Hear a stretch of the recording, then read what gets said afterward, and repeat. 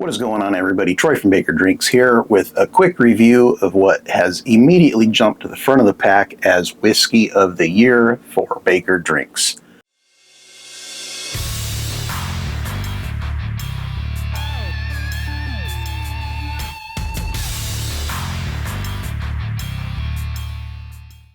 We're talking about the Russell's Reserve 15-year, coming in at 117.2 proof out of Wild Turkey, MSRP of $250. We paid $249.95. So, let me tell you my thoughts of this right off the bat. So, classic Russell's packaging. It's got the black trim instead of the red trim or the blue trim with the 13-year, which was, by the way, my Whiskey of the Year for 2023.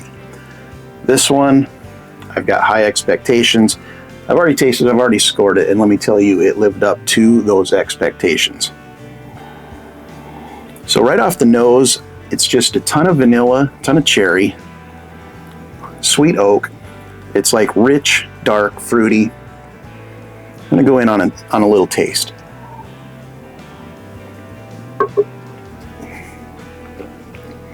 Whew. Damn. So that is intense. You got the vanilla, the caramel, classic. It's earthy. You definitely know it's Wild Turkey. It's fruity. It's got some oak. There's spice. Definitely the cinnamon shows up. It's a thinker. It's pretty complex. Extremely well balanced. This spent a lot of time in a barrel, in a rickhouse, aging in Kentucky, and you get all of that on that sip.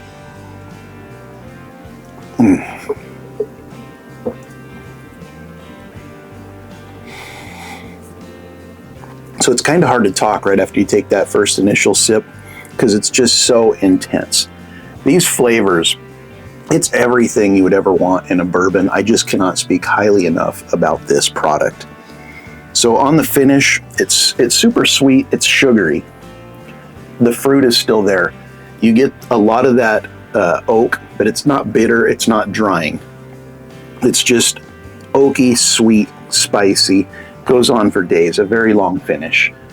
And you feel the hug go right down your chest, into your stomach.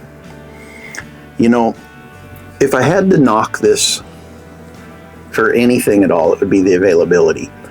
And I've read online that there was anywhere from, say, 25,000 up to 80,000 bottles of this produced. So it should be pretty available for most people. Whether or not your liquor store near you gets it is another story, and whether or not they put it on the shelf is another story. I happened to miss this in the first drop in the Oregon area. I got word from a buddy who had some connections somewhere that there was going to be a second drop. I went and I got in line at my favorite store, and I was second in line, and they had 3 cases of it. Everybody that was in line got one that day. $249.95 out the door. That's in Oregon. No sales tax. But availability is problematic. You know, it's not sitting on shelves for everybody. And if I had to knock it for one thing, that would be it. As I said before, this is everything that you want a bourbon to be. It is expensive. $249.95, worth every penny. If I had a chance to get another one at that price, I would pay it without even thinking about it. It's that good. This right here is, as I said before, immediately jumped to the front of the pack as Whiskey of the Year. So the scores. On the nose, I gave it a 9.5 out of 10. The depth, I gave it a 9 out of 10. On the palate, the flavor, 9.5 out of 10.